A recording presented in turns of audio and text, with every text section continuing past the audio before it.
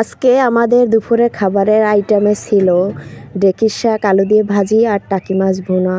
তো আসসালামু আলাইকুম বন্ধুরা, সবাই কেমন আছো? তোমাদের দোয়া এবং ভালোবাসায় আলহামদুলিল্লাহ ভালোই আছি। তো সকালবেলা ঘুম থেকে উঠে নাস্তা করেই বসে পড়লাম শাক কোটার জন্য। এই শাকটা বরিশাল থেকে আনা হয়েছে, কিন্তু 3 দিন হয়ে গেছে, একদম একটুও শক্ত হয় নাই। আমরা যদি এখান থেকে বাজার থেকে কিনি তাহলে শাকটা দেখা যায় যখন আনে তখন কুটতে বসলেও দেখা যায় বেশিরভাগটাই শক্ত থাকে, ফেলে দিতে হয়। কিন্তু এই শাকগুলো একদম কচি, মানে কি বলবো, সবটুকু নেওয়া গেছে, একটুও ফেলে দিতে হয় নাই।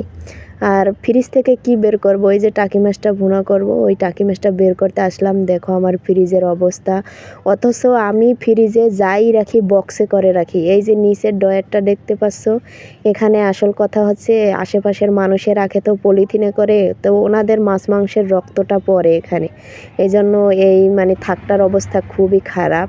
তো ভাবতেছি অনেক দিন যাবতই যে একটা পরিষ্কার করব করা হয় না। আসলে এটাও একটা মানে ধরতে গেলে আলসেমি, অলসতার ভাব আর কি। করা ধরলে কিন্তু করা হয়ে যেত, কিন্তু করব ভাবি করা হয় না। তো যাই হোক, চলে আসলাম রান্নার জন্য। সব কিছু কেটে কুটে রেডি করে নিয়েছি। দেখো, তো আগে আমি শাকটাই ভাজি করে নিব।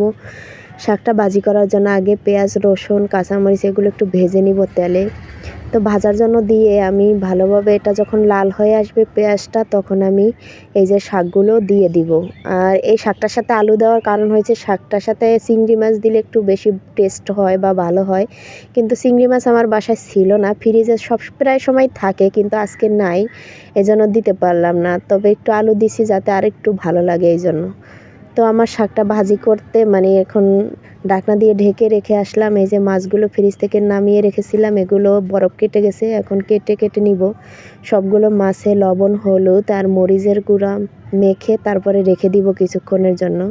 এই যে ভালোভাবে মেখে নিছি যাতে মানে মাছগুলোয় ভালোভাবে এই লবণ, হলুদ মরিচের গুঁড়োগুলো মানে প্রবেশ করতে পারে বা ঢুকতে পারে, এই জন্য।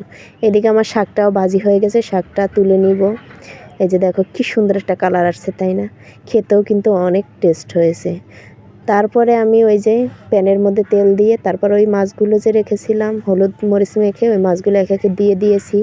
তো এপিঠ ওপিঠ ভালো করে ভেজে নিয়েছি।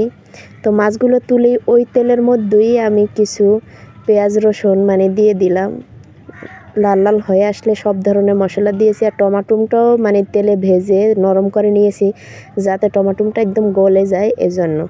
তো যখন মানে মাছে একটু মশলাটা কষানো হয়ে গেছে, মাছে একটু ঝোল দিয়ে পরিমাণ মতো কতটুকু ঝোল রাখবো এটা তো আমার একটা আইডিয়া আছে বা সবারই থাকে, ওই পরিমাণে ঝোল দিয়ে যখন ঝোলটা বলক হয়ে আসছিল তখন আমি মাছটা দিয়ে দিয়েছি। দেখো কি সুন্দর একটা কালার আসছে, তবে বাস্তবে কিন্তু অনেক সুন্দর একটা কালার আসছে, আমার ক্যামেরায় তেমন একটা বোঝা যাচ্ছে না। তো এই যে আমার মাছ ভুনা রেডি, ভাত নিয়েও বসে পড়লাম গোসল করে। আজকে পর্যন্ত, আল্লাহ হাফেজ।